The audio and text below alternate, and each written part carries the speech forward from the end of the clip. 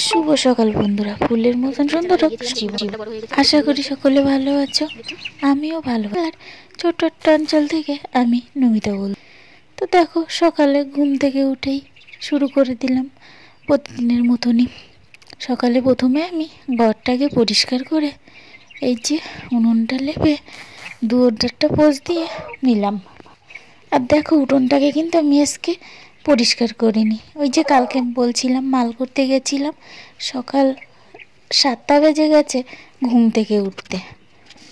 তো আমি আগে হাঁড়িটাকে পরিষ্কার করে নেব, তারপরে হাঁড়িটাকে পরিষ্কার করে মেজে আগে ভাতটা বসিয়ে দেবো। আর ওই যে আমাদের ধানগুলো এখনও লাগানো হয়নি, আর একটা মাঠে ধান বাকি আছে, তার জন্য দেখো আমি আগে ভাতটাকে বসিয়ে নিলাম। ভাতটাকে বসিয়ে আবারও চলে আসলাম বাসনগুলো মেজে নিতে। তো দেখো, আজকে কিন্তু আমার প্রচুর বাসন হয়েছে। কাল রাত থেকে যত বাসন সব থেকে গেছে, বিকাল থেকে রাত্রে রান্না করেছি সেগুলোও রয়ে গেছে। এত বাসন সব এই সকালে মাজতে হচ্ছে, বিকালে আর বাড়ি ছিলাম না, সেই জন্য পরিষ্কার করা হয়নি। দেখো, তো আমি ওই দুটো করে থালা ধুয়ে মেজে নিচ্ছি, তারপরে ধুয়ে নিচ্ছি। বালতিতে জল ভরে যাচ্ছে, একবারে তো ধুতে গেলে তো আর অল্প অল্প করে জল আসছে, তো একবারে ধুতে গেলে বালতিতে জল শেষ হয়ে যাবে। তাই কিছু কিছু করে মেজে নিচ্ছি আর কিছু কিছু করে ধুয়ে নিচ্ছি।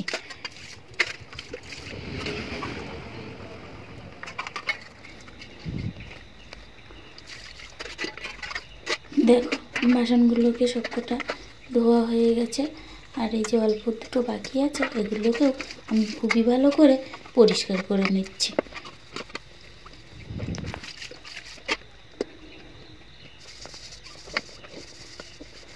আর সব মাজা হয়ে গেলে দেখো, আজকে ওই উঠোনটা বলছিলাম না ঝাঁটাইনি, তো উঠোনটাকে পরিষ্কার করে নেব।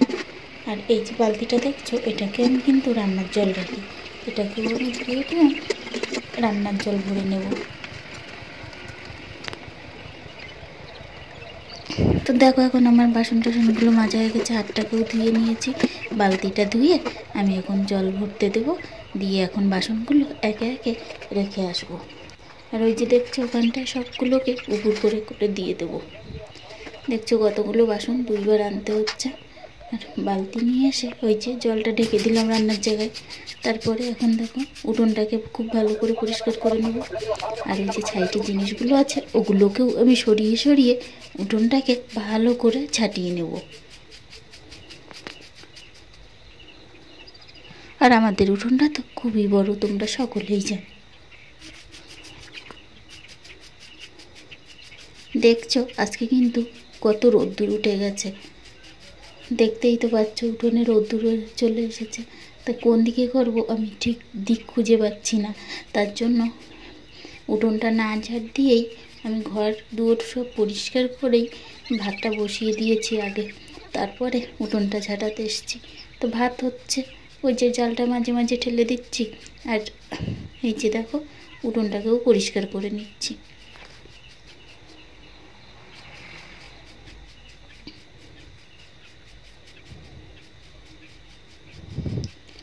আজকে কিন্তু খুব একটা নোংরা হয়নি, অল্প কিছু পাতা পড়েছিল, ওর জন্য একটু লেটেই উঠোনটাকে ঝাঁটালাম।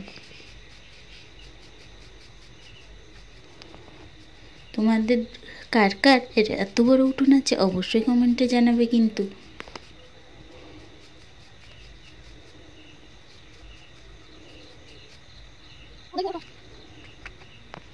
দেখো এখন ছেলেকে ঘুম থেকে তুলবো, দেখছো ওর খুবই সর্দিতে চাপ দিয়েছে, তার জন্য একটু মধু তুলসী পাতা খেতে দেব।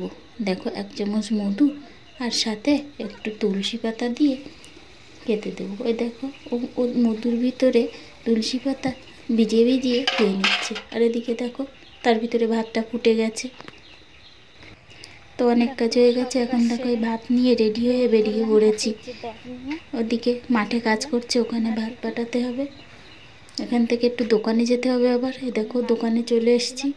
আর আমি আজকে কালকে কি কি মাল করেছিলাম তোমাদের দেখাচ্ছি। ওই দেখো বাচ্চাদের ছোট ছোট শাড়ি, ব্লাউজ আর এই যে বড়দের ব্লাউজ, এগুলো কেমন হয়েছে অবশ্যই কমেন্ট করে বলবেন।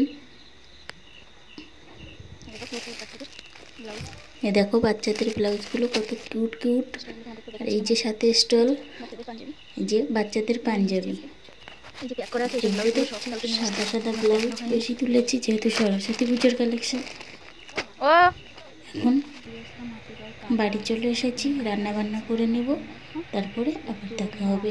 তো দেখো আমি এখন এখানে পেঁয়াজের কালি আর আলু কুচিয়ে রেখেছি, এটাকে ভাজা করব, সাথে টমেটোর চাটনি আর একটা 1 কিলো ওজনের একটা মনোপিয়া ধরেছিল, এটাকে রান্না করব।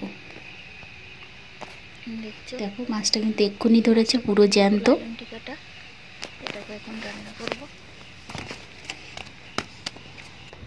দেখো মাছটাকে আমি ভালোভাবে দেখাচ্ছি তোমাদেরকে। এই যে এখন এটাকে কেটে নেব। তো কাটা হয়ে গেছে, লঙ্কাটা বেটে নিই, আর ওদিকে তরকারিটা হচ্ছে। তোমরা কারা বাড়িতে এভাবে লঙ্কা বাটো অবশ্যই কমেন্ট করে জানাবে কিন্তু। দেখো তো আমার পেঁয়াজের কালিটা প্রায় ভাজা হয়ে এসেছে।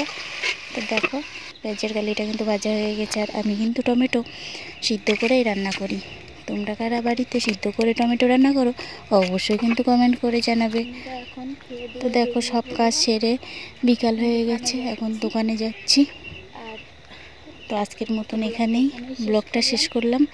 আগামীকাল আবার একটা নতুন ব্লগ নিয়ে তোমাদের সাথে দেখা হবে। তো এখন চলি, বাই। ভিডিওটা ভালো লাগলে অবশ্যই একটি লাইক করে দেবে।